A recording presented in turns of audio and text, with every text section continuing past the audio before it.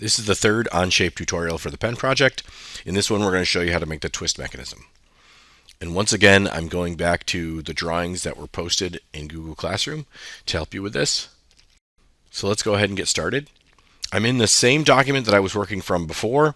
You'll notice I have my original pen tip that we did in video 1. We have the lower grip tube we did in video 2.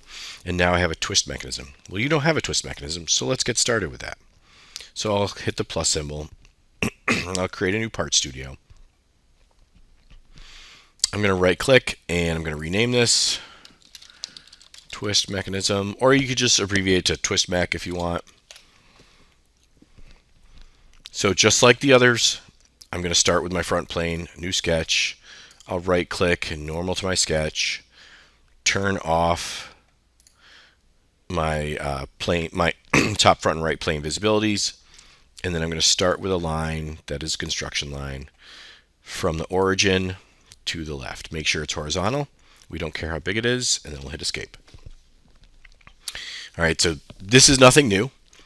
All right, if I look at the sketch that I've been given, all right, it's pretty simple. I'm going to start from the origin. I'm going to come up.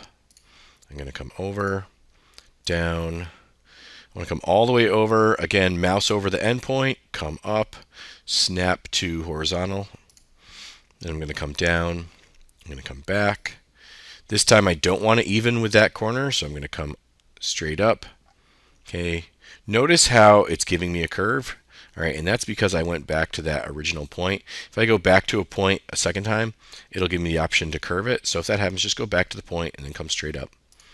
Then I'm going to come straight over. I'm going to hit escape to get out of my tool, and then I'm going to use the trim tool or the letter M to swipe through this and trim that. Once again, I have the vast majority of my geometry here, but I don't have any dimensions, right? So I have what the profile kind of looks like, but I don't have the dimensions to define it, so that's why everything is blue. So let's go to the dimension tool, and I'm going to work my way from the closest radius all the way out to the furthest radius. So I'll start with the center line, go to this closest segment, come off to the left, and I'm going to drop this at 88,007 inches, so 0.088 inches. When I do, that's going to scale the whole part. So that's okay. I'm going to hit escape to get out of my dimension tool. I'm going to grab this dimension, slide it over here a little bit closer, and then I'll hit F to fit. Right? I can use my scroll wheel to zoom in and out, and if I click on it like a button, I can drag it around as well. All right. So now I'm going to go back to my dimension tool. The letter D key allows me to get to the dimension tool without having to go all the way up top. So click center. All right, I got my center line. I got my next radius. And in this case, it's going to be 93,000, so 0.093. I'm going to do it again. So go from the center, go out to the next nearest radius, move over here, move this one to the left. This is 122,000, so 0.122. And then the last one, center, all the way to the outside. And we're going to put this one at 125 thousandths, so 0.125. Okay. So the only thing that's missing now is I don't have any of my lengths. That's why you could see some of my lines are black, but if you zoom in, you'll see some of my lines are still blue because I haven't put in any of the lengths. So the first thing I'll do is I'll grab the center line down at the bottom, which constrains the overall length of this. And this is going to be 1.420, or 1 in 420 thousandths. That's going to make this whole thing long, and when it does, that messes with all my dimensions, and that's fine. So I'll hit escape to get out of my dimension tool.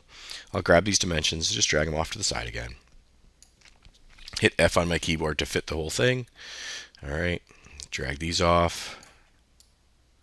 Okay, I drag them off because I want to be able to clearly and effectively see what's going on. All right, so hit F to fit, drag it down.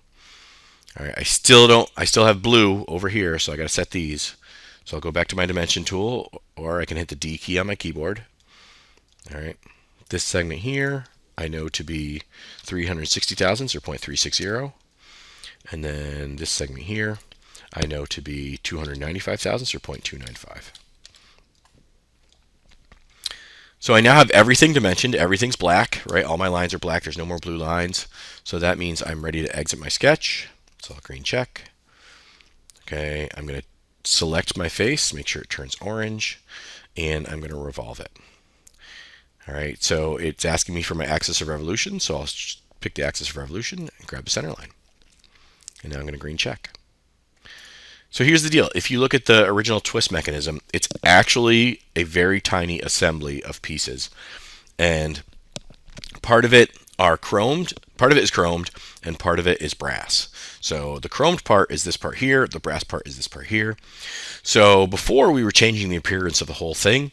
In this case, I'm going to switch to my isometric view. I want to change the appearance of just the brass part. All right. So I'm going to right click on this face, and instead of going edit appearance for the whole part, I'm going to add appearance to face. Okay, I'm going to choose brass.